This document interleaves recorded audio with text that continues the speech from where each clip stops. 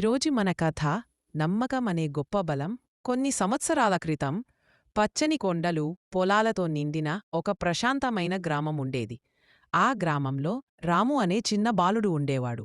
రాము చలాకీగా, తెలివిగా ఉండేవాడు. కాని అతనికి ఒక చిన్న చెడు అలవాటు. అతనికి అబద్ధం చెప్పడం ఒక ఆటగా అనిపించేది. ఒకరోజు తన పొలానికి సమీపంలో మేకలను కాచుకుంటూ ఉండగా దుష్టపు ఆలోచన వచ్చి గ్రామస్తులకు భయపెట్టాలి అనుకున్నాడు. వెంటనే గ్రామం వైపు పరుగెత్తుకుంటూ వెళ్లి పెద్దగా అరిచాడు, పులి వచ్చింది, పులి వచ్చింది, అందరూ రండి. గ్రామస్తులు భయంతో పరుగెత్తుకుంటూ వచ్చారు. కాని అక్కడ పులి లేదు. రాము నవ్వుతూ, మీ అందరినీ మోసం చేశా అని చెప్పాడు. గ్రామస్తులు కోపతడ్డారు. కాని అతను చిన్న పిల్లవాడు కాబట్టి ఏమీ మాట్లాడకుండా వెళ్ళిపోయారు. 2 రోజుల తరువాత రాము మళ్ళీ అదే అబద్ధం చేశాడు. ఇంకోసారి పరుగెత్తుకుంటూ వచ్చారు. మళ్ళీ పులి లేదు.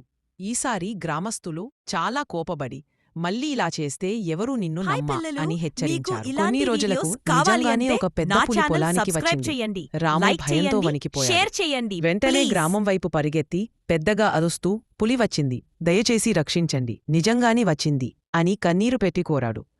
కాని ఈసారి ఎవరూ నమ్మలేదు. అతను మళ్ళీ అబద్ధం చెబుతున్నాడు అని భావించి గ్రామంలోని ప్రతి ఒక్కరూ దూరంగా ఏమీ చేయకుండా ఉన్నారు. పులి రాముని మేకలను హింసించి తీసుకెళ్ళింది. రాము ఒంటరిగా కూర్చొని బిగ్గరగా ఏడ్చాడు. కొంతసేపటికి గ్రామస్తులు పొలానికి వచ్చినప్పుడు జరిగిన విషయం తెలిసింది. వారు రామును ఎంతగా సాంత్వన చేసినా రాము గుండె లోపల భారంగా అనిపించింది. రాము గ్రామ పెద్దల ముందుకు వచ్చి తల వంచి, నేను చేసిన తప్పు ఇప్పుడు అర్థమైంది. ఒకసారి కోల్పోయిన నమ్మకం మళ్లీ పొందడం చాలా కష్టం అని చెప్పాడు. గ్రామ పెద్దలు చిరునవ్వుతో ఇలా అన్నారు, అబద్ధం చెప్పడం మనల్ని కొంతసేపు నవ్వించవచ్చు, కాని చివరకు మనల్ని కష్టాల్లో పడేస్తుంది. నిజాయితీ మనిషికి జీవితాంతం రక్షణం. ఆ రోజునుంచి రాము ఒక్క అబద్ధం కూడా చెప్పలేదు. నమ్మకమంటే ఎంత విలువైనదో అతనికి బాగా తెలిసిపోయింది. కథలోని నీతి ఏంటి అంటే, అబద్ధమంటే తాత్కాలిక లాభం మాత్రమే. నిజాయితీ మరియు నమ్మకం మన జీవితాన్ని గెలిపించే నిజమైన బలం.